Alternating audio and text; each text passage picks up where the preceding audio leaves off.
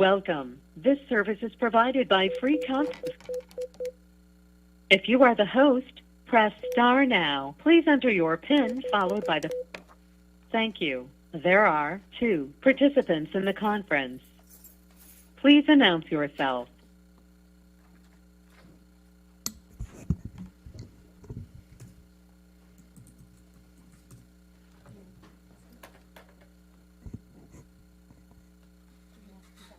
Hello?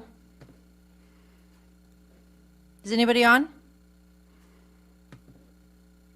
Hello. Hi. Hi. Trustees. Hi, Paula. Paula Hall. Hi, Mrs. Hall. Hi, Mr. Solis.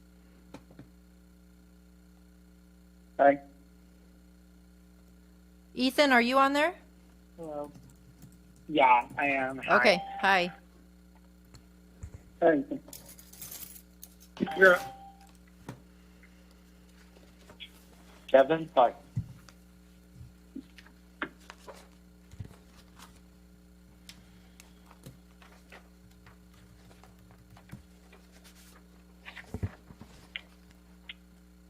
Yeah, I am. Frank Tarantino.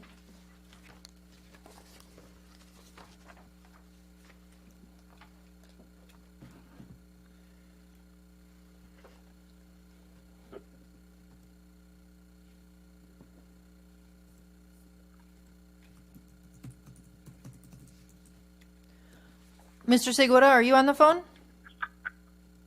I'm on the phone. Tarantino's on the phone. No, Mr. Segura. Mike's on the phone. Did you say me, Nicholas Segura? Yes, okay. I believe you have everybody on, Mr. Tarantino. Everybody's on? Yes. Okay. Is Ethan going to be on? He's on the phone as call or well. not? He's on the phone as well. Oh, good.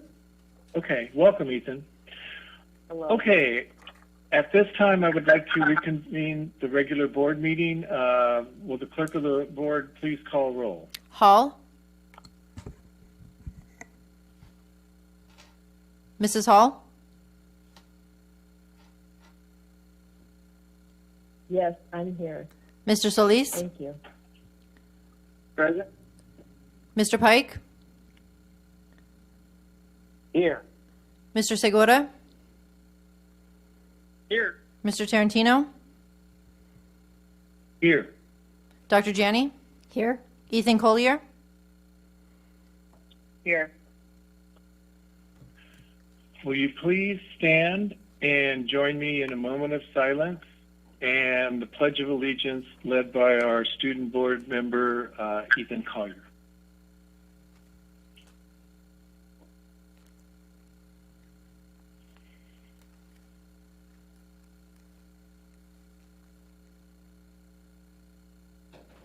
Place your right hand over your heart. Ready, begin. I pledge allegiance to the flag of the of the United States of America and to the republic for which it stands, one nation, under God, indivisible, with liberty and justice for all. Thank you, Ethan. Welcome to those of you who are listening online and viewing live streaming. The board met in closed session preceding this meeting to discuss the following items: public employee discipline, dismissal, release, reclassification, reassignment, resignation, transfer, Government Code Section 5495(7). 2, conference with labor negotiator, Government Code Section 54957.6. The board took the following action: moved by Segura and seconded by Solis, to approve the request for leave of absence for 5 certificated employees with a vote of Hall yes, Pike yes, Segura yes, Solis yes, Tarantino yes. At this time, I will entertain a motion to approve the agenda for the March 23rd, 2020 regular board meeting. Do I have a motion to approve? So moved. Second. So, Moved by Solis. Yes. And seconded by Segura. Yes. Madam Clerk, will you please call for the vote? Collier, Yes. Hall, yes. Solis, Yes. Pike, Yes. Segura, Yes. Tarantino. Yes. Motion passes 5 yes. Okay. We will now provide an opportunity for the San Diego County Office of Education representative, Dr. Mark Scavarna, to make any comments if he would like to. Dr. Scavarna. Dr. Scavarna indicated he had no comments for tonight's meeting. Okay, thank you. We will now have an update from our superintendent, Dr. Janney. Dr. Janney? Thank you, President Tarantino. Welcome, everyone, to our first ever virtual board meeting. And it has been stated many times, in addressing the ongoing COVID-19 environment, we are truly in uncharted territory. Staff, if you're listening out there, please continue to read district emails. Parents, students, and community, please continue to check our district website. We are happy to report that today, at our 6 site locations of National City Middle, Chula Middle, Southwest Middle, Montgomery Middle, Hilltop High School, and Southwest High School, we distributed over 38,000 meals in a very short time span. We want to give special thanks to the cafeteria and custodial staff, as well as the administrators who supported these efforts. It was quite an event at each of those 6 sites, and so we really appreciate everyone's work on that. We are making a slight adjustment to our meal service schedule for next week, and so please refer to our website for updated information. We want to thank everyone for your understanding and patience as we work through all that's needed to meet the needs of our students, our staff, our families, and our community. We just want to share with everyone one hashtag, that we are hashtag in this together. Hashtag in this together. Thank you very much. Thank you, Dr. Janney, and thanks to you and the leadership team and all the staff that have been working so hard to kind of figure out what is the best way, most efficient way to get meals out to the students during this time. And amazing that that many meals were served just today. So thank you very much for that. Next, we'll have a report from our student board representative, Ethan Collier. Ethan. Well, hello. Welcome to the first virtual board meeting. Unfortunately, due to the COVID-19 situation, we really are in uncharted territory here. I have been unable to meet with the AAC president because of COVID-19 and Governor Newsom's orders to limit social gatherings. But I just want to take a moment to remind students to take time for themselves during this crisis, and as well to possibly stay off of social media for a little bit if they have heightened anxiety, because there is a lot of anxiety going around with the COVID-19 situation, both domestically and internationally. And that's all I have to report. Okay, thank you, Ethan. Stay well. Okay, we are down to public communication on non-agenda items. This is the point on the agenda where members of the public may address the board on any matter not on the agenda. And Madam Clerk, how many speakers do we have? We have 3 speakers. Okay. Each speaker will have 3 minutes to address the board. The Board of Trustees cannot legally take any action on or respond to matters not posted on the public agenda, but will refer the matter to the Superintendent's office for review and report. Speakers will now be called in the order in which they were processed. So, Madam Clerk, first speaker. Yes, I'm calling the first speaker, Deborah Kelly. One moment. Okay. Hello, this is Madam Clerk, first Debbie. Yes, I'm calling the first speaker, Deborah Kelly. Oh, please turn down your YouTube feed. Okay, can you hear me? Yes. Yeah, this is really a new experience. Please turn down your YouTube feed. I'm sorry. Can you hear me? Yes. Can you hear me now? Yes. I'm having difficulty hearing Ms. Kelly. Yes, she was. Go ahead, Miss Kelly. Okay, I will try. So, good evening. Tonight I am representing the Campaign for Tobacco-Free Kids. We are partnering with the American Cancer Society, American Heart Association, American Lung Association, American Academy of Pediatrics, California PTA, and the California School Boards Association to protect youth by prohibiting the sale of flavored tobacco products at the state and local levels.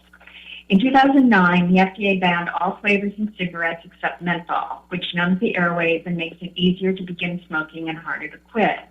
The flavor ban also exempted all non-cigarette products such as e-cigarettes, hookah, smokeless tobacco, and little cigars such as Swisher Sweets. The result? Youth flock to the kid-friendly flavors those products offer, and today we have a teen vaping epidemic. Among youth who use tobacco products, 89% of hookah users, 85% of e-cigarette users, and 81% of smokeless tobacco users prefer flavored products. Flavors hook kids. Flavored tobacco products are undermining the nation's overall efforts to reduce youth tobacco use and putting a new generation of kids at risk of nicotine addiction and the serious health harms that result from tobacco use. These flavored tobacco products are also presenting many challenges to school personnel and parents, as I'm sure you know. I understand that you can't respond to public comments.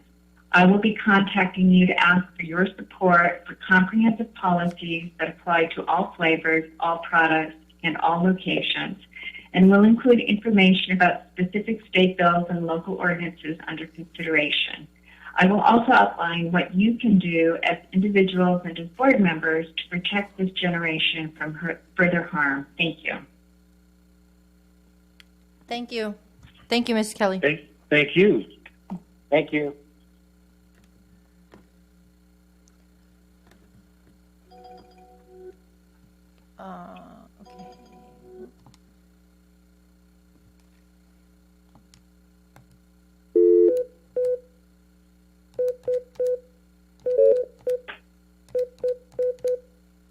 The next speaker is David Mendoza. Was that David Mendoza? Yes. Yeah. Hello? Hi, Mr. Mendoza. Hi, this is Davis Mendoza. Hi, you're on the board meeting for the Sweetwater School District.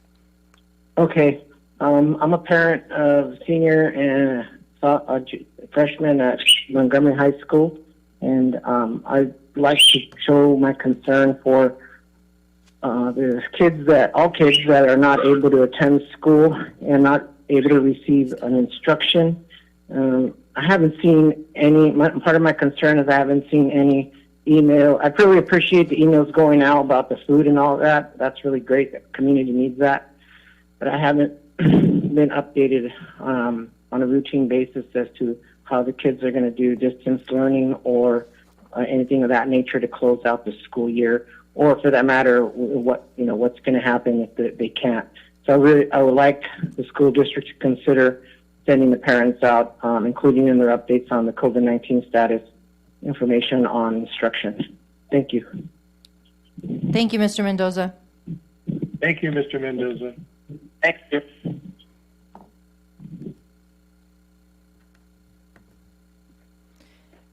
And the last speaker is Don Castillo.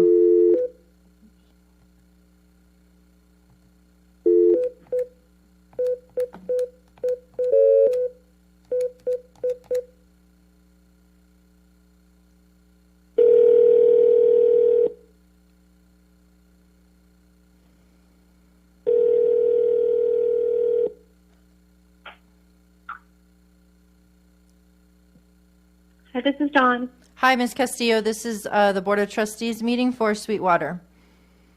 Hi, how are you? Good. Go ahead and start your public comments. Okay. Good evening tonight.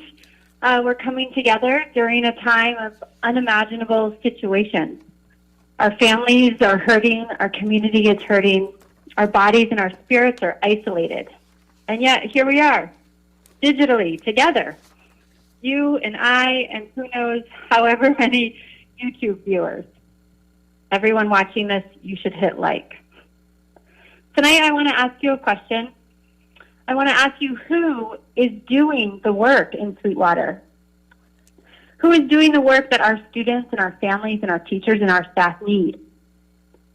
Is it you? It is not. You are board members. You are a superintendent. You're entrusted to make decisions, and those decisions are big ones, I know. And in order for you to make good, big decisions, you need good intel. You need a vision, and you need feedback from those that you service. Good intel tells you that 239 people is a random number. Mathematically, it has no relevance to the anticipated enrollment. It has no connection to anything in our budget. It is just a random number. I ask you, when you're making your decisions, that they're informed and that they're wise. And in this time for 40,000 students, who is doing the work to continue their education this year? Who is doing the work to support our 2,500 teachers and staff members? I urge you to reconsider the elimination of our PKS and the elimination of our risk teachers and librarians and counselors and staff members. I really encourage you to look at the people who are doing the work that are going to take Sweetwater through the end of this school year and into next. Because when we give up our spring break and when we work together above and beyond, these are the people doing the work, and these are the people that are going to lead the teachers and the staff and the community and the parents. And I implore you to think about the decisions that you make and how much they're based on the intel that you have. Because the work that's happening is being done by us, and it's not being done by you. And that's all I have to say tonight. Thank you. Thank you so much. Thank you. Thank you. Okay, bye. Bye-bye. Thank you. Uh-huh. There are no further speakers, Mr. President. Okay, if there are no further speakers, then Madam Clerk, will you please read the items being pulled from the consent agenda? Yes, the following items are pulled. F3 by Mrs. Hall and staff. Item K2 by Mrs. Hall. Item K3 by Mrs. Hall. Item K4 by Mrs. Hall. Item L1 by Mr. Tarantino. Item M1 by Mrs. Hall. Item M2 by Mr. Tarantino. And item O2 by Mrs. Hall. Okay. Just as a review, the following items have been pulled. F3 by staff and Mrs. Hall. K2 by Mrs. Hall. K3 by Mrs. Hall. K4 by Mrs. Hall. L1 by myself, and M1 by Mrs. Hall, and M2 by myself, and Q and O2 by Mrs. Hall. Do I have a motion to approve the consent agenda? Mr. I'll make the motion. Kevin Pike. Hold on, Mr. Segura has a comment. Go ahead. Yes, I like to pull L2. L2, okay. Okay, Mr. Segura, L2. And my other one was covered, so that's it. Thank you. Okay, not a problem, Nick.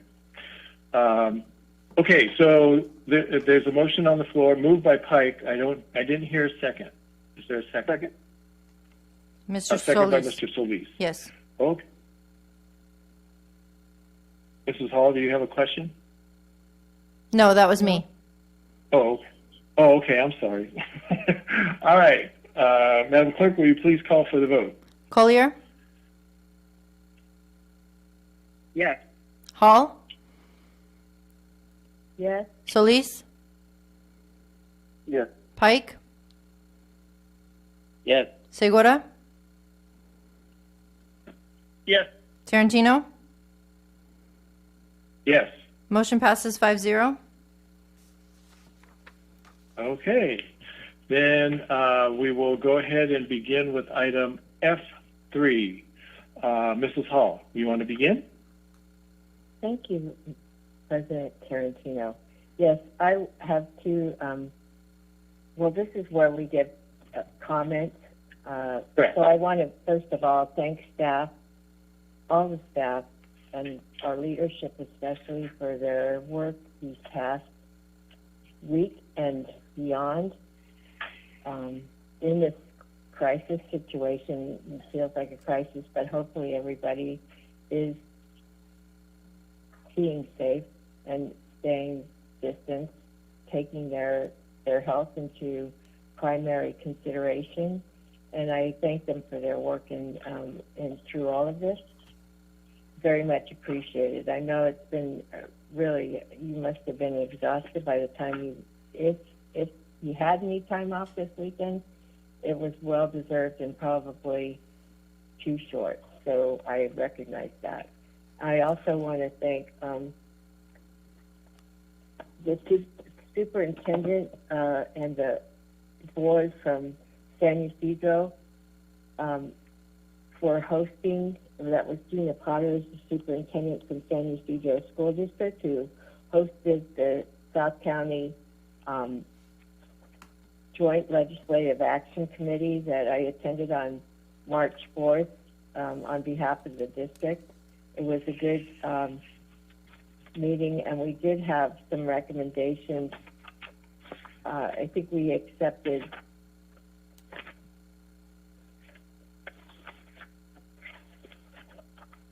we recommended that we oppose AB 1834, AB 1835, support AB 1837, and we asked for more information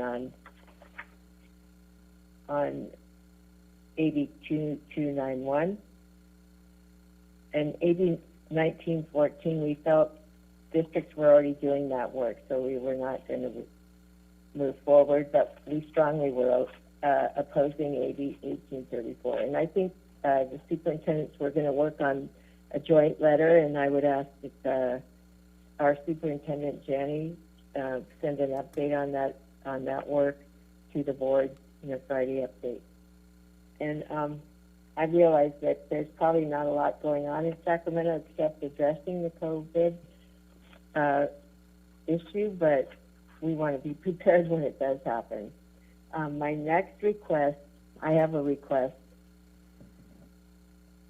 for the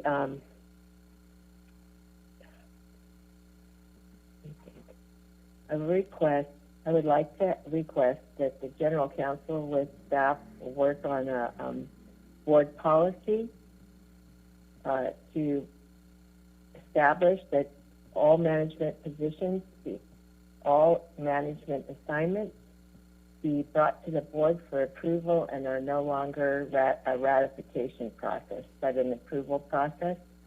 So that, and I believe that is a significant change in practice, so I'd like that done quickly. And my last request is again to request for the superintendent's evaluation. And I thank you. Those are my two requests. Thank you. Thank you, Mrs. Hall. Okay, we'll go down the line. Vice President Segura, any comments? Sure. I would just like to thank, like Ms. Hall mentioned, all the work that the leadership and all the educators and everybody who has been helping with everything that we've been able to accomplish so far in terms of feeding families and our students. And as we are devising plans for distant education, and just all the work that's happening.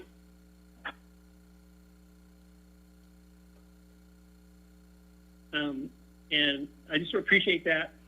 I was able to go to stop by San Ysidro High and visit from a distance the food that was being distributed there by our SBA employees. I wasn't able to make it by Castle Park or stop anyways.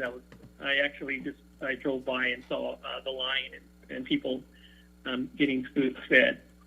And so I appreciate that. I attended the LMI labor management with President Tarantino last Monday, and we were all separated so that we respected everything that's happening in terms of the COVID and not trying to spread the virus.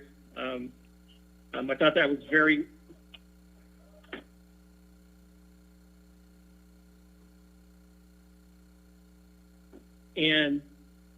I thought it was very productive, and I learned a lot, and I appreciate the input that we received from all the stakeholders there on things that are happening as we're learning them, and there's mistakes made, and I'm pretty sure they were cleared up, but I just appreciate all the input, and everybody's under a lot of stress, all our employees to do what they're doing right now and be safe, and I just appreciated all that input and all the work that everybody's doing there, top to bottom. So lastly, I know I've mentioned in previous board meetings that I still believe that we need to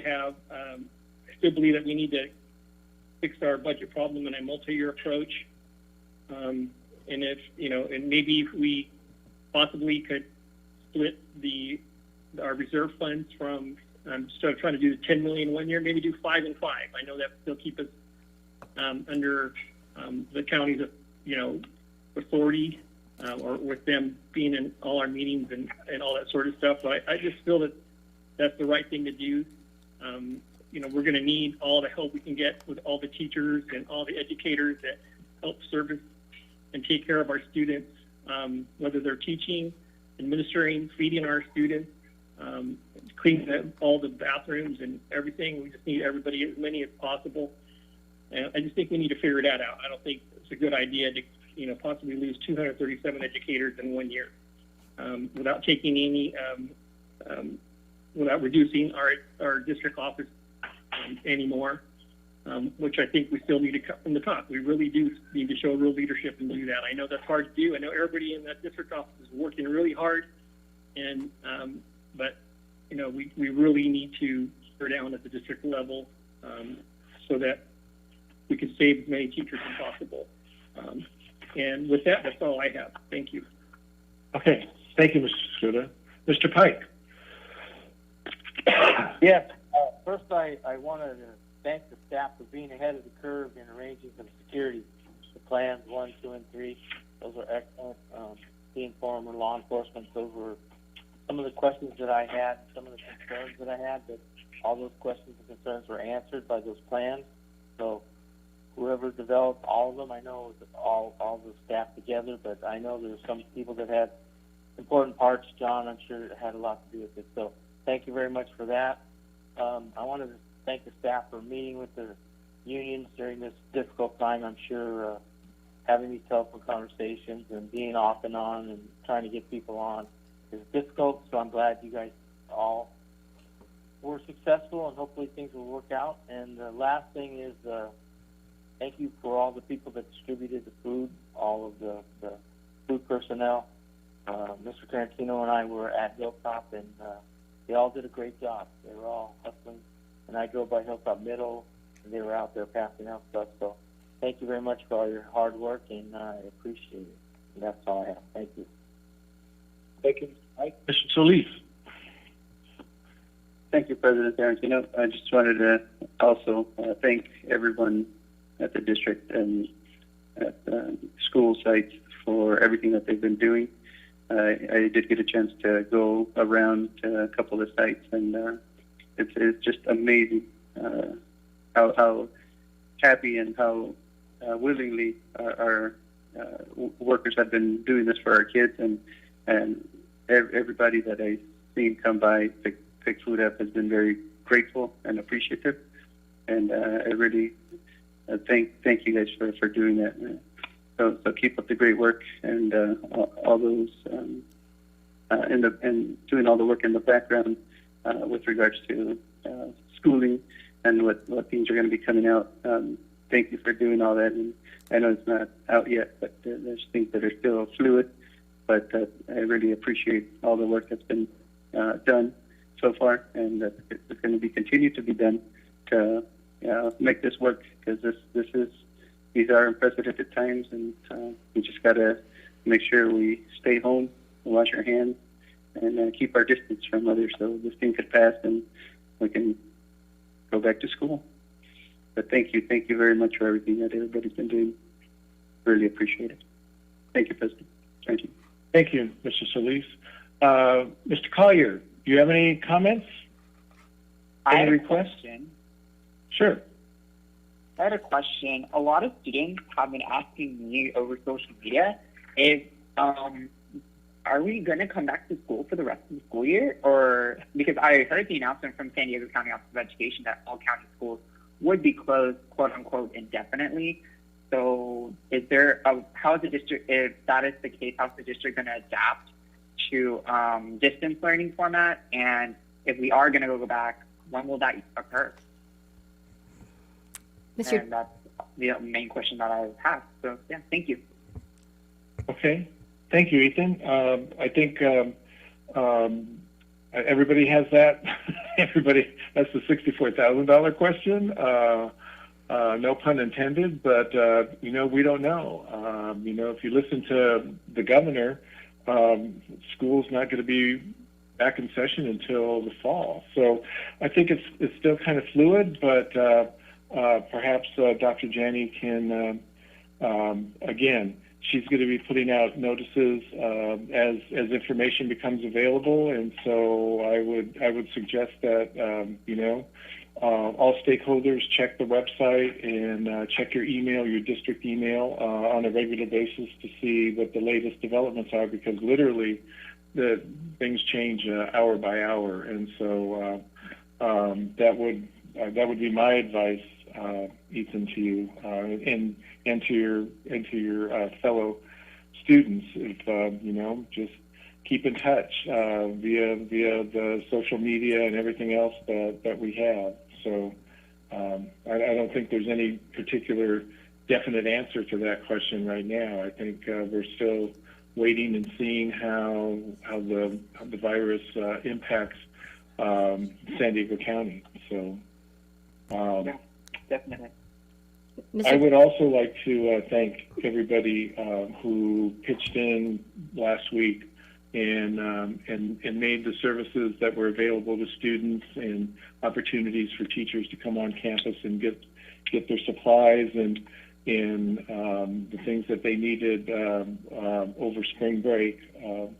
I think last week demonstrated that together we are stronger and that we can fight adversity. And I think it was a good example of how working together not only brings us together, but also makes us stronger. So again, to just kind of piggyback on what my colleagues said, thank you all for the job that you do and the job that you did last week. And we're going to count on everybody working together and seeing what we can do in order to bring distance learning a reality to our district and address the concerns that the educational concerns that have been brought up by Mr. Segura. So that's all I have. Dr. Janney, did you want to add anything? Just thank you, Ethan, for that question. Please know that there is no definite time of return. We are closed until further notice, until we get more information. But with that said, please know that we're planning to provide instruction in whatever way we can, whether it's starting April 6th and students can return, or starting April 6th and they can't return. So that's what we're planning for, and everyone's putting their heads together. Teachers and counselors and administrators, everyone's working together on making sure that we have that in place for when the break is finished. So you have our commitment on that. We got you covered, Ethan. Great, thank you. Okay. Mr. Tarantino? Yes, Mr. Segura.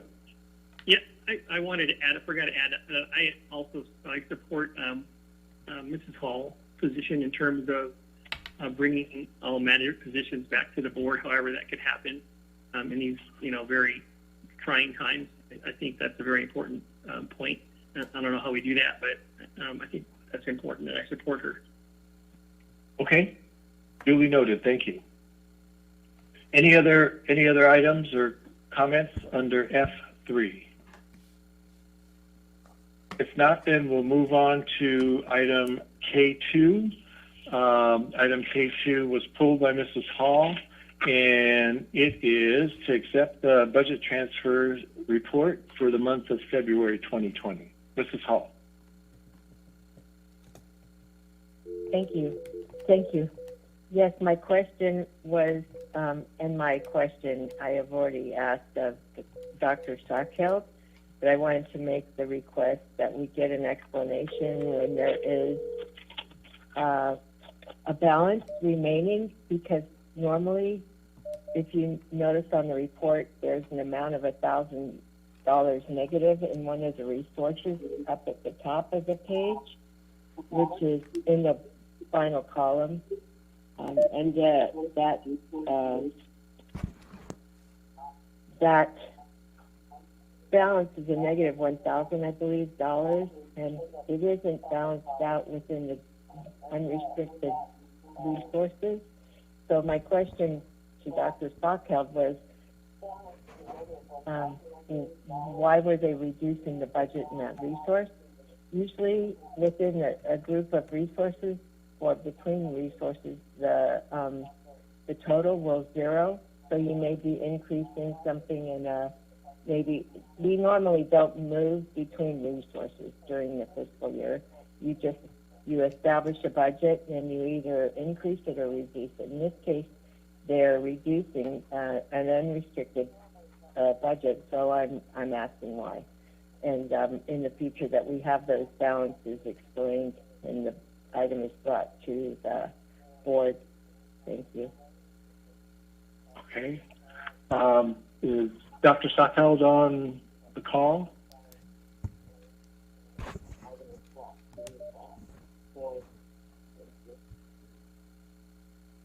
Like I said, I discussed this with her in the gender review. She is. Oh, you did. Oh, okay. So, okay, you're not looking. Yes. You're not looking for an answer. Okay, I'm sorry. I asked her to provide an explanation, so I'm sure she will do that either in a Friday update or. Oh, okay. When she did the research. But in the meantime, as a request as an ongoing note, I wanted it noted so that they bring the explanation with the board item. I think it's not going to be a normal thing that you would see.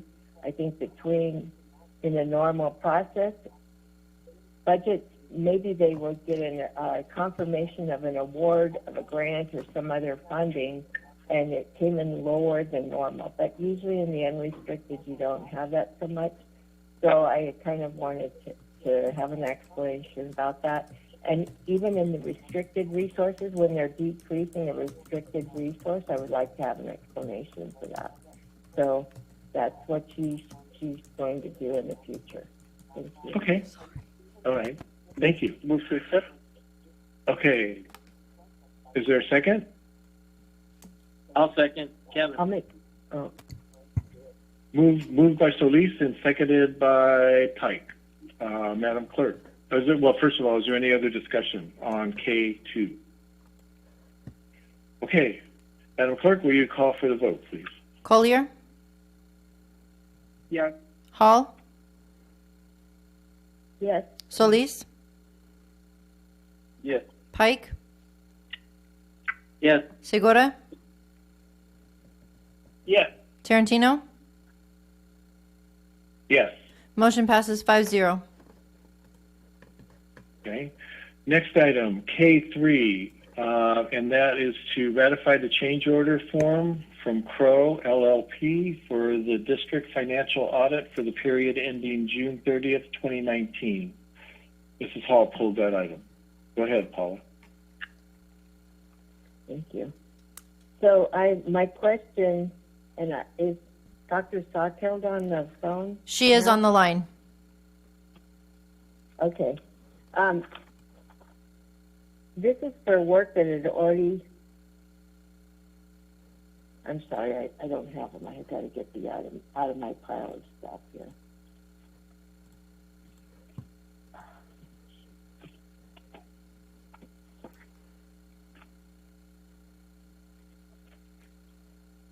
This is the item to ratify the change order. Right. The ratification is, so the work was already done when they were looking at some of the transactions that you found related to what? You want to walk that through? So this is work that the CROW team has already performed to date as it relates to the change in scope, as noted on the agenda item, with the work that's been addressed with FCMAT's report and some of the entries that we have identified as management in 2018-19 that related to the prior year that we have been working with them on addressing. This is work that they've performed so far. It's been outside and in addition to beyond what they have presented to the board on December 10th when the contract was awarded. So as they work through these items, how much, so is that all related to 2017-18? A significant portion of it is related to 2017-18, yes. Our work still continues as we're looking at activity in 2018-19 and 19-20 that may need to be restated for those ending balances. And then also, as it relates to FCMAT, we've been working with the auditors looking at all the different elements within that fiscal health analysis report and what has been put in place as corrective action plans. So they've had to test a lot of that information. So, and all of this is, correct me if I'm wrong, but as it is all part of the standard practice as the accepted standards of professional standards of the auditing professional auditors, correct? I mean, that's why they're doing what they're doing, and it's why you're asking for this. Well, they've already performed this work, but it went beyond what you had originally thought. So that's why you're ratifying an additional payment to them at this time. And just so I can talk about both K3 and K4, if you don't mind, K4 would be anticipating further work. That's the separate agenda item K4. Correct. In the event, depending on their work for 18-19 has been kind of escalated, or their scope has been enhanced because of the FCMAT report and the AB 139 report that's pending. So to your point about the standards in our profession from the auditing standpoint and also the accounting standpoint, we have to follow outside guidance and some of the information that guides that work. And before they can provide an opinion. So the AB 139 report from FCMAT is significant to that, and so that's where K4 comes into play. That's the next agenda item. So depending on the outcome of the FCMAT report, what additional work would be required? So and I've looked at, and I've checked, I mean, you know how they always say, check and verify, right?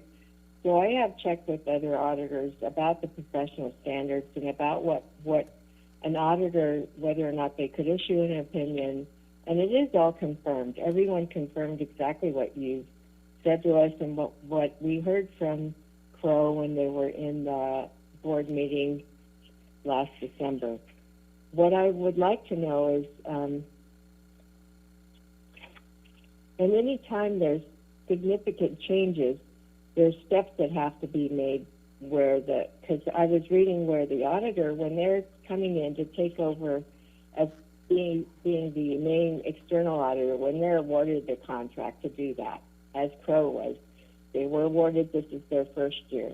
They would always meet with the prior auditor and kind of talk it through whatever the auditor had found before, just in the normal course of work. And if there's things after that initial meeting, which is just standard operating procedure, there's other work that may be affecting that prior auditor, CROW would be obligated to work with them or notify them as well, correct? Correct. So no, when they transition, when you're transitioning from one audit firm to another, they do need to request audit papers or any documentation because the new audit firm has to test, it's known as subsequent testing, any prior year findings or anything like that. So they do have that communication. But one thing too to know that PRO, they did share with the Audit and Finance Subcommittee on December 3rd as it related to finding number 2, which were beginning balances for 2018-19, which were obviously the 18 or 17-18 ending balances on the fixed assets. There had been some concerns that had been addressed there, identified, and PRO did reach out to the former auditor, the former partner, to share those items because there is also a requirement when there are some discrepancies that the new audit firm has to report that to the State Controller's Office. So that conversation has been documented, and then any of these items that we're addressing in 2018-19 as part of that restatement is also part of our work papers that will be shared with the State Controller's Office. So there's an obligation from the new audit firm to also disclose that. And to date, do you have any of the items that needed adjustments or to be restated in the financial statements you included in the second interim? Is that correct? As it relates to 2018, it's a matter of those entries that have already been posted have already been captured in the fund balance. It's just a matter of taking those transactions and restating the 17-18 ending balance. So it shouldn't have any outcome to change that, bottom line.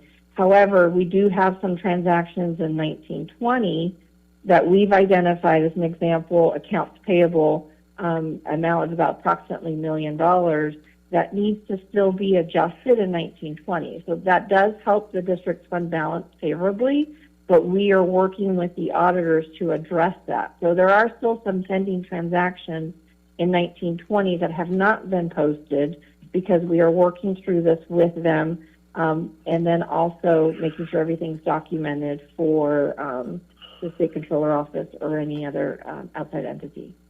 So those are pending part of our work as we close out the end of this audit report. Would you need to wait for the final audit opinion from the auditor to be done before you can make those adjustments to the financial report? Yes, we're waiting before we make any adjustments to also, we need to have the FCMAT report because the FCMAT reports focused on 2017-18. If there are any outcomes from that report that require district management or the external auditors to further analyze or further test, we need those go hand in hand with that restatement of 2017-18, if there's anything in that report. Okay. And so this 61, okay, so I have no problem making a motion to approve item K3. Thank you, Dr. Do you want to do K3 and K4 together or separately? Well, we'll do them separately because I think that's how they're listed, so it's probably better. Okay. Yes, go ahead. This is Nick. Okay. I understand. I'm K3, and I read their change order form. And then the last sentence, the first paragraph says, we provided a breakout of time and expenses incurred to date to support the additional billings. I just kind of want to see that down the road, or an update, or however that gets sent, just so I could just see that with my own eyes. And that's the only request I have for that item. Thank you. Okay. So would you be okay with that coming in the Friday update, Mr. Segura? Yes, sir. Okay. All right. Any other discussion on K3? Okay. Madam Clerk, will you take the vote? Collier? It was moved by Hall, by the way. Yes, and seconded by Pike. Yes. Collier? I'll abstain. Hall? Yes. Solis? Yes. Pike? Yes. Segura? Yes. Tarantino? Yes. Motion passes 5-0. Okay. We'll move on to item number K4, which is to accept the change order form from Crow LLP to the district financial audit for the district financial audit for the period ending June 30th, 2019. Mrs. Hall. Yes, and thank you, Mr. Tarantino. Dr. Stockfield, this is for future work, correct? So even though they've done most of the work and are barring any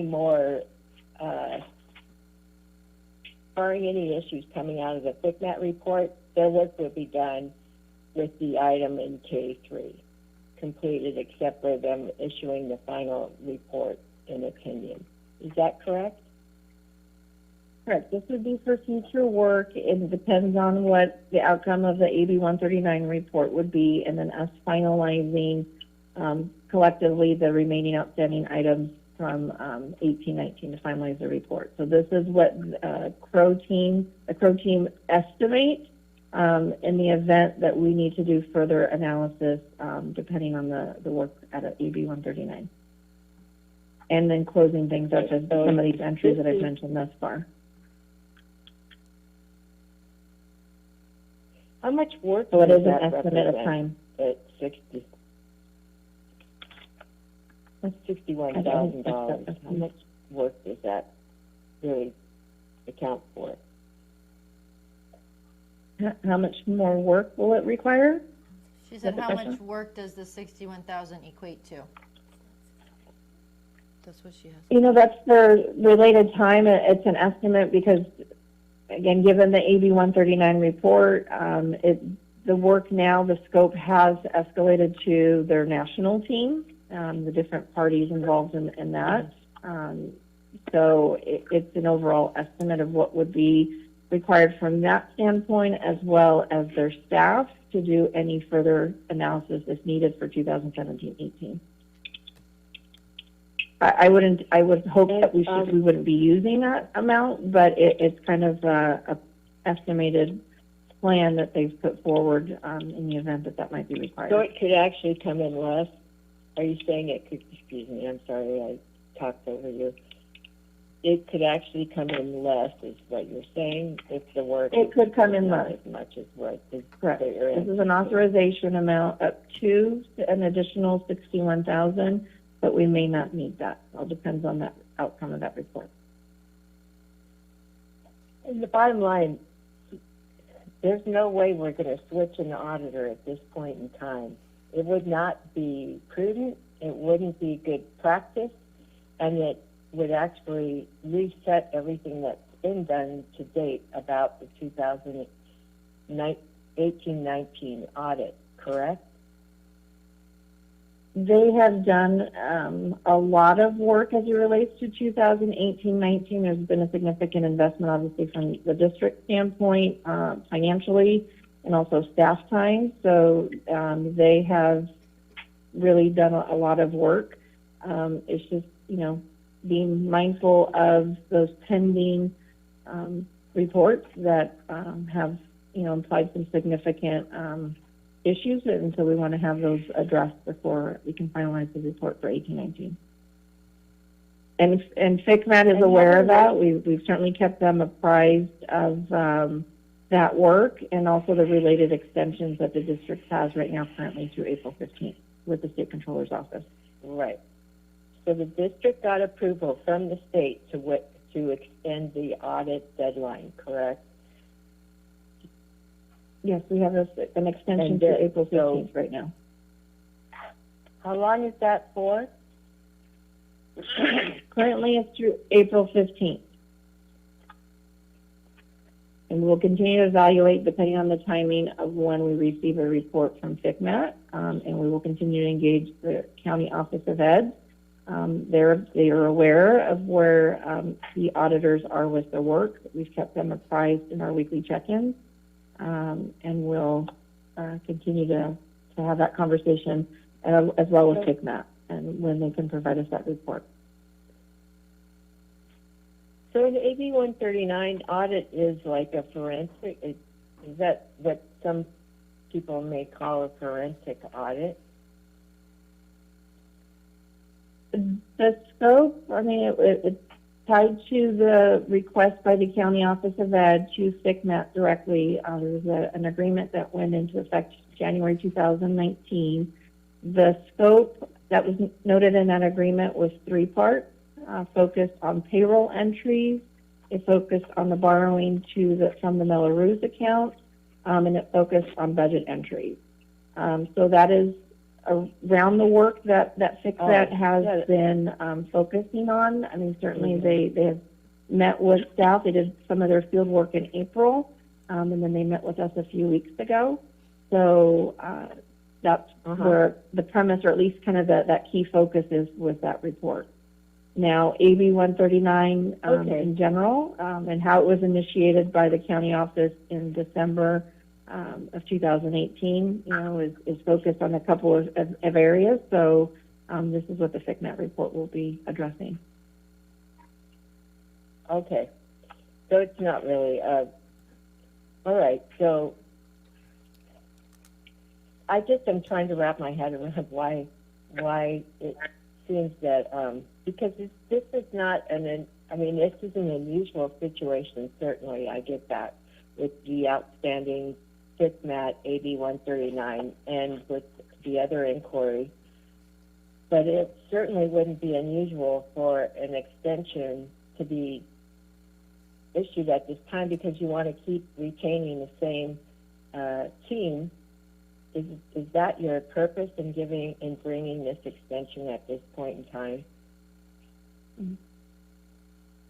We've kept all parties apprised. They know the premise of where we're at, and we've even included the CDE in that conversation. So CDE, State Controller's Office, County Office of Ed, TICMAT, everyone is aware how critical to completing this 2018-19 work and how it hinders on that TICMAT report. And given what's been implied and the genesis of why that report came about and the statements made around that time frame, so we need to have that addressed before we can move forward. Right. So this is like a retainer, keeping the same team on so that they can come back and complete the work once that TICMAT report is issued. Correct. Right? So it's timely as well, correct?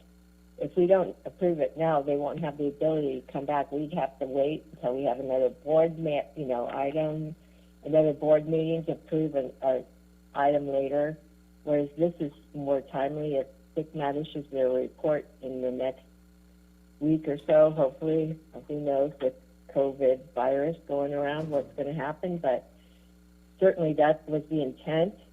Was that your intent, bringing the item at this point, even though we are not seeing work performed at this point? Right. We would like it to be timely, so that way we can manage this remaining $61,000 and hopefully would not have to utilize that all. It's all based on the timeliness of when we get the report in the next step. We've done quite a bit of staff along with our auditor, so we would hope that we wouldn't need that, but again, it depends on that report. All right. I thank you, and I will make a motion to approve item K4. Second. Okay, moved by Hall, seconded by Solis. Is there any more discussion on item K4? I have a question. Sure, Nick, go ahead. So I know this reason for change, it seems like they cut and pasted what they had on the second one. So from what I understand, this work hasn't been done yet. This is new work. Am I following that right? Correct. That's why the prior one was a ratification of work that's been performed thus far, and then this item is any prospective work going forward. Okay. Oh yeah, because it confused me when they wrote in here again that they have they broke out the time and expenses incurred to date for this billing, and that doesn't make sense to me. I just was wanting to clarify that because it had confused me. Thank you. And we also Anything else? reviewed these two items with FICMAT and the county office to basically, in essence, bifurcate these items with the ratification of what's been performed thus far and then what we think might be needed going forward.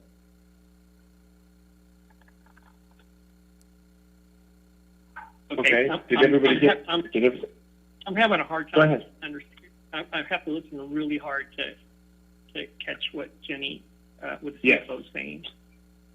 I would agree. It sounds like she's in an echo chamber.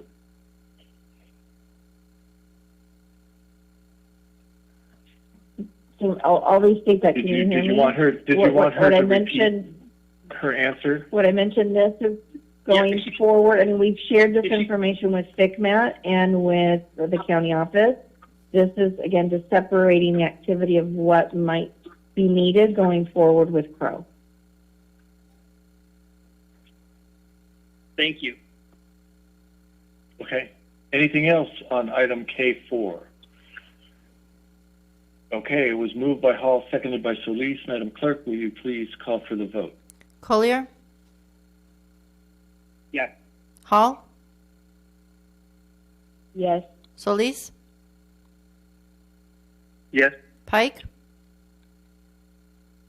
Yes. Segura, Yes. Tarantino. Yes. Motion passes 5-0. Okay, next item is item L1, and I pulled that item. I have a question for Dr. Glover. Dr. Glover, on item L1, there seems to be an inordinate amount of teachers who are on the list for separations temporary. Could you provide some insight into not necessarily who they are, but what does this list represent exactly? He's asking about the L1 list of temporary teachers. Well, it says separation. The L1? temporary. The separation, yes, on L1. L1 separations, at the very bottom there are where we are taking substitutes who haven't worked for us for quite some time out of our roles, so we're moving them and cleaning up our roles for substitute teachers. Okay, so those are individuals that are on the substitute list that maybe for one reason or another have not accepted an assignment in the recent times. Is that what you're saying? That's correct. These folks are substitutes that might be working in other districts also, but they haven't picked up work with us for months, and so we've reached out to them, and some of them have told us they're working in other places, but in general, we're cleaning up our substitute role. Okay, so if in fact they were interested to be on our sub list for the 2021 school year, they would have to re-up. Is that correct? Correct. They'd contact us, and then depending on how far removed they've been or any other issues potentially with credentialing, we could reactivate them. Okay. All right. Thank you. Thank you for that clarification, because there were an inordinate amount of teachers on there, and I thought, well, who are they and what do they represent? So thank you for that clarification, Dr. Glover. Is there any other questions about L1? If not, I'll make a motion to approve. I'll second, Kevin. Okay. Any other discussion? Okay, it was moved by Tarantino, seconded by Pike. Madam Clerk, will you call for the vote? Collier, Yes. Hall, Yes. Solis, Yes. Pike, Yes. Segura, Yes. Tarantino. Yes. Motion passes 5-0. Okay, next item is item L2, and it was pulled by Mr. Segura. Nick, go ahead. Picking it up from the room. Yeah, thank you, President Tarantino. So Yeah, much like your question on the previous item, I was just curious. I know I believe these are all temporary and substitutes, and I noticed that we have 24 janitors being let go. And is that because they're going to other jobs, or why is there so many janitors on the list? Did you hear the question, Dr. Glover? I believe it's similar to Mr. Tarantino's. A lot of the folks that are being removed from our substitute list is because they're either taking other jobs and no longer picking up work with us, or they've been offered employment in other locations. So similar to the L1, we're cleaning up our substitute roles. And if somebody were interested in coming back, we'd ask them to reapply, and then we'd reevaluate what they're doing and potentially reactivate them. He asked specifically on the custodians listed, because there's a number of custodians. Yes, no, that's correct. All of the folks that are there, specifically custodians, meeting workers, they apparently are working at other places or no longer picking up our calls. Okay, does that mean that we're looking for custodians, or are we looking to hire some because these are leaving, even temporaries? I didn't catch that part. Are we looking to hire more custodians since these ones are leaving?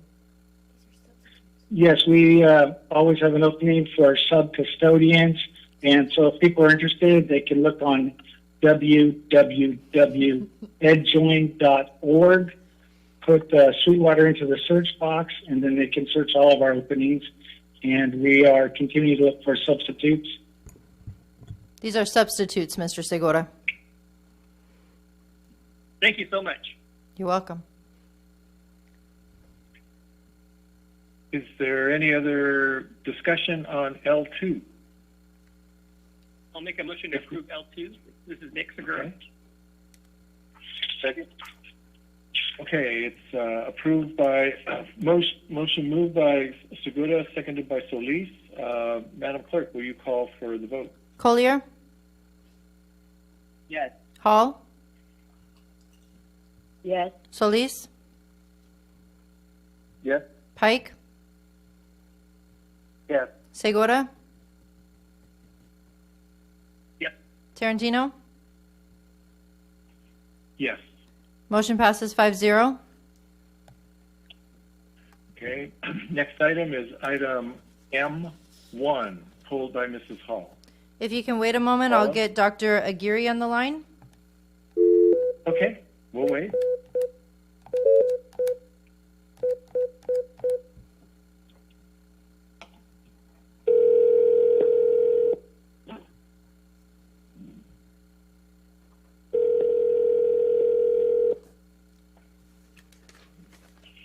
Hello? Okay, we're on M1. Go ahead, Mrs. Hall. Yes, thank you. I was, good evening, Dr. Aguirre. Good evening, Ms. Hall. I was wondering about item M1. Can you hear me? Yes. Okay. I don't know if I'm too loud or if it's jangly, so I'm trying to be conscientious. So there's, I noticed on the summary, and that took me into this a little deeper, but my first question was about the large amounts being released or returned back to particular funds. I don't have an objection necessarily, but I was wondering why, for instance, the Montgomery adult bathroom, the budget was $98,000 and they're releasing back 2/3 of it. The Hilltop Court upgrades, almost $50,000 is going back to the fund, and Chula Vista High relocatables is releasing $24,000. So I'm wondering, in all of that, are they over budgeting for these projects? Is that what's happening? I think that's one of the questions. And the other part of it is, are those part of the process of DSA approval, and has DSA finalized that? If they are, that's my second question.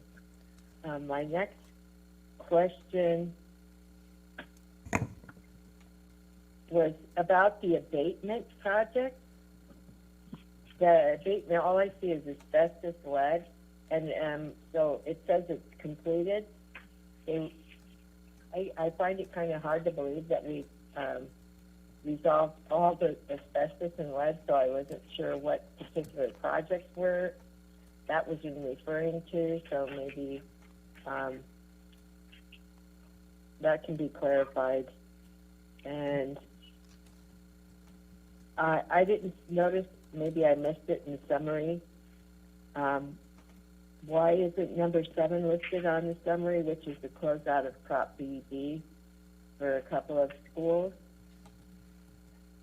That's to start with. And I realize this is a lot of budget adjustment. I don't know if that's done periodically or at certain times of year, every quarter. How is it determined that you're going to realign budget like that? So that's one of the reasons I'd like to know. Those are my questions, and if you don't have all the answers tonight, if I could get them in a Friday update, it would be great. Dr. Gary. So first she asked about over the budgets going back into the funding, specifically for I could go through it one Adult by and one. Hilltop High. I don't need you to do it, Deanne, thanks. No, but he couldn't hear.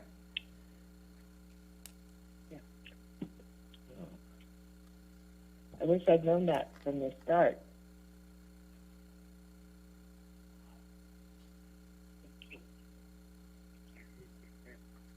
Deanne, could you summarize for me? Because I could hear portions of the question, but it's a little, it's not too clear. Would you mind summarizing, please? So her first one was about the projects that have money being released back. She wants to know, were they over budget and that's why the funds are going back, and have they gone through DSA approval? So those projects that we're returning funding back, it's because those projects have been closed and there was still funding available, i.e. they came in under budget. And DSA is part of the approval process, so we're releasing the funding back. As you noticed, those projects are from a couple years ago, so those projects have been completed, and those came in under budget. And she also asked about the abatement projects, if One those of are the all questions, complete. can I ask a follow-up question on that, please? Sure. Can you hear me now, Dr. Aguirre? Can you hear Mrs. Hall? If you could please summarize, that would be helpful. Go ahead, Mrs. Hall. Excuse me? Yeah, I was wondering, because some of them seem to have been really over budget. The whole project was over budget, or too much budget was allocated to start with. Either that, or they really reduced the scope of the budget. The scope of the project. And it seems like I'm thinking back to my days as being on the facility subcommittee, seemed like the DSA had to finalize the project for it to really be closed out. So you're saying that they've all been closed out by DSA, the final approval. The final approval from DSA was received. If the project is being closed out, it means it went through the DSA approval process. There's a number, so it depends on which project it's particularly alluding to. Some of these projects were renamed and or reconstituted. For example, the Sweetwater High School concession restroom. So there was funding there. We're changing the name on that project. The question about the abatement funding has to do with the fact that we're moving to a different model. It does not mean that we're done with all abatement work across the district. Prior to the new method we're using, it was funding that was identified for general projects for abatement across the district. We're moving to a model where the project is going to be specifically identified by campus. So it's a different model. It does not mean that we're complete with all abatement projects. And I believe I heard a question about Prop BB. The reason that that's coming forward is this point is to close out that funding. and to be able, it's, in essence, it's a financial cleanup of the remaining funds under Prop PB. Right, so, okay. But the abatement projects, they just said all completed. So I think in the summary or whatever documents you have in the future, I would make it clear that you're renaming it or it's going to be addressed in a different model of project, whatever. So it doesn't look like we just voted off and everything's done. Because that's the way it looked to me when I first read it. And you're saying that all the, because we used to have the district architect. I remember him saying that DSA, once that we didn't close out the funding until DSA sent back their acceptance of the final closing of the project or whatever. So that's all been done. All that has been done for the four reductions in funding. Or do they not have to have?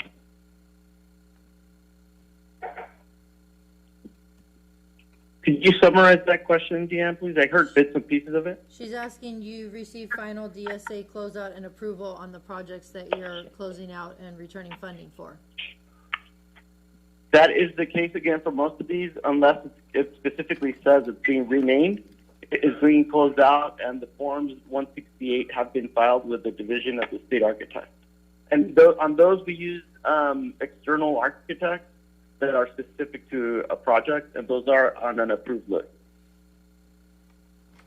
Instead of having an internal district architect. Can you hear me better now? Yes. Can you hear me better now? Somebody's got something on that keeps echoing like a big empty room.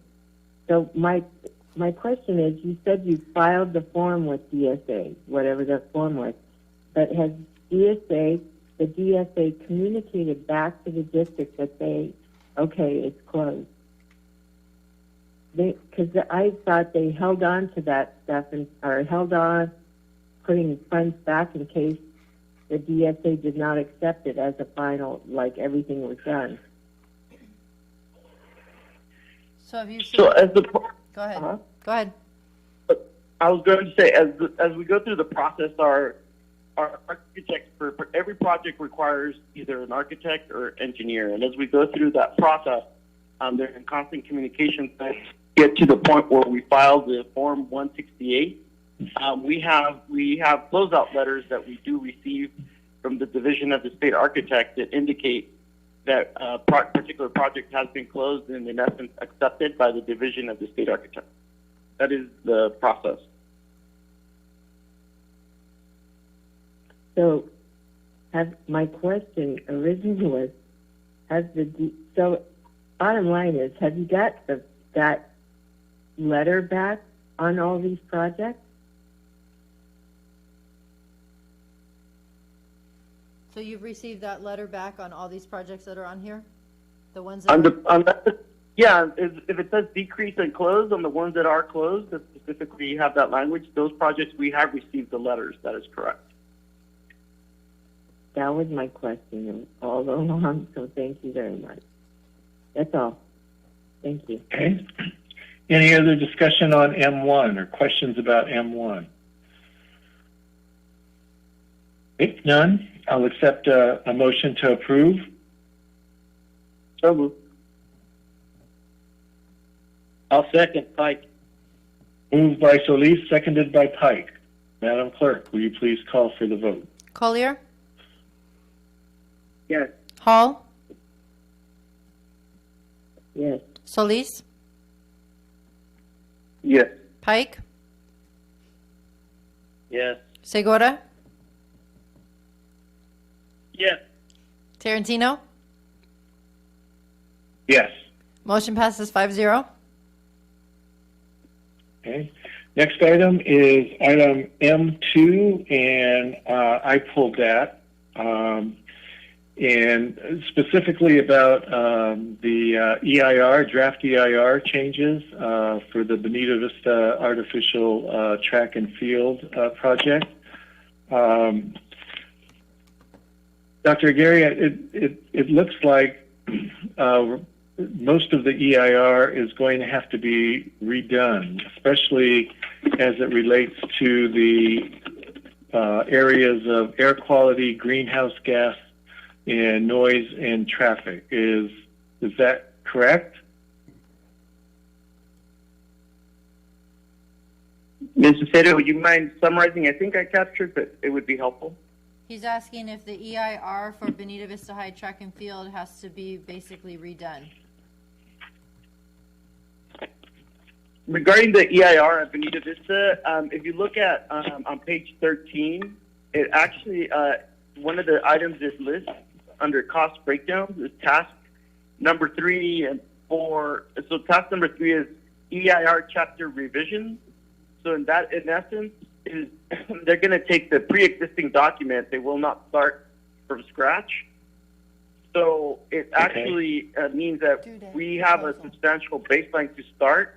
They will incorporate new CEQA guidelines that have been implemented since the last time it was circulated.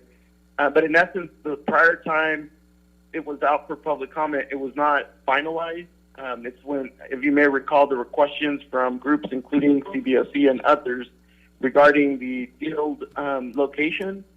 We have taken additional time to look at options and alternatives, and that's why at this time we're coming back with this particular contract, is in order to ensure that we're meeting our EIR compliance, the CEQA compliance, California Environmental Quality Act, because on this campus will, as the project, it would include installation of new light fixtures. But in essence, it's a revision. They're not going to start from scratch, but they are incorporating new areas of code that have been updated. Okay, and in terms of it will have to go then through a public inspection. Is that correct? I think I read somewhere 45-day public. It goes out to the public and for review. Is that correct? In terms of public review, that specifically under the code, under CEQA and the rules for environmental impact reports, specifically refers to public agencies such as cities, the county, other planning groups. In an effort to be fully transparent, we also take it out to neighbors in the area of the vicinity of the project. However, in terms of when it's circulated, it actually refers to public agencies. But that is correct. Our plan is to ensure we have significant amount of opportunities for public participation and feedback. Okay, great. And then my last question is on page 6 of the amendment.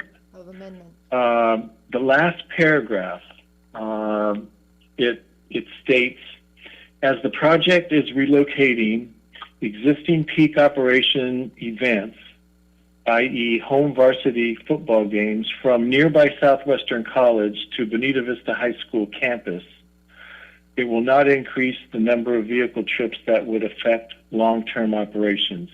And my question is not so much about the vehicle trips, but I think from our discussions at the facility subcommittee meetings, I was under the impression that home varsity football games were going to continue at Southwestern College, and yet this seems to infer that they're back at Bonita Vista High School.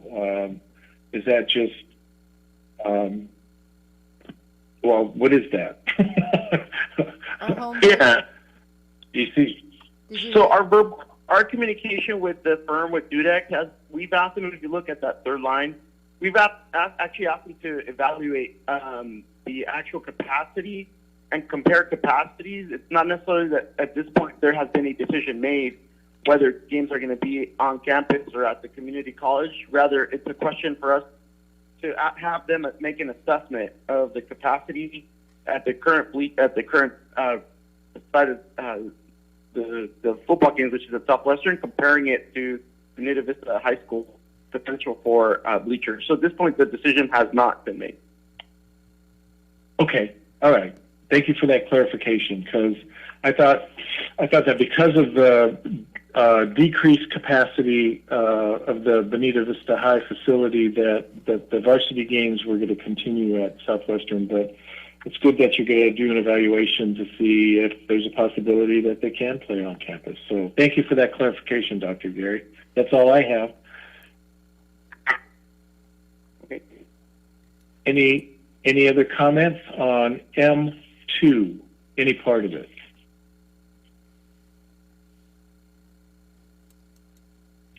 Okay, if none, then I'll go ahead and move approval of M2. Is there a second? I'll second.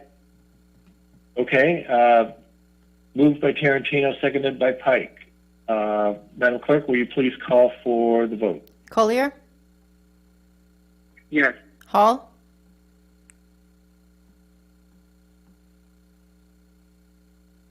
Oh, yes. Solis. Yes. Is that a yes? Yes. Thank you. Pike, Yes. Segura, Yes. Tarantino. Yes. Motion passes 5-0. Okay, next item on the agenda is item O2, pulled by Mrs. Hall. Mrs. Hall.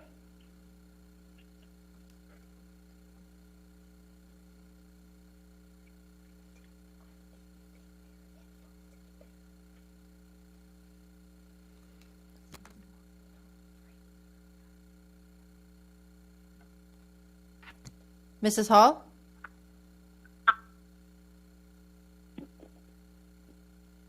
Sorry about that. I had my phone turned off. I'm looking to ask for a let me get my notes.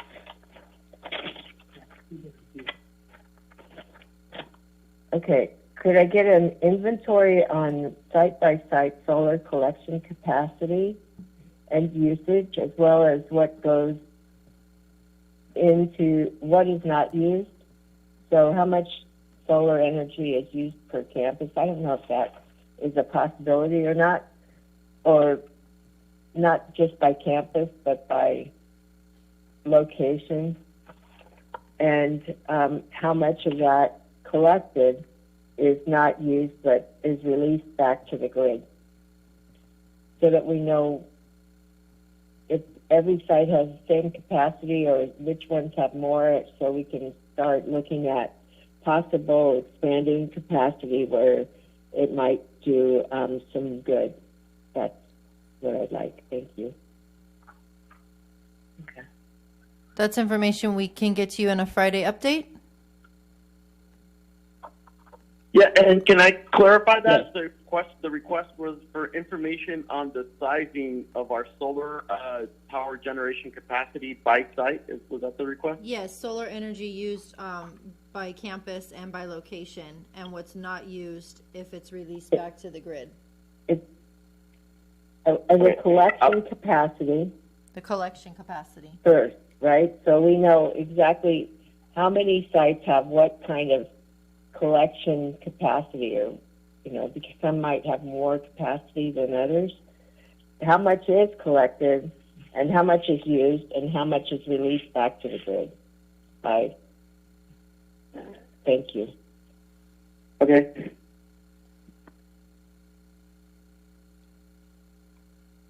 I'm sorry, was that Mr. Solis? Mr. Solis, did you have a question? No, I didn't. Thank you. Oh, okay. I'm sorry. I heard somebody. That was any Dr. other Aguirre questions? saying thank you.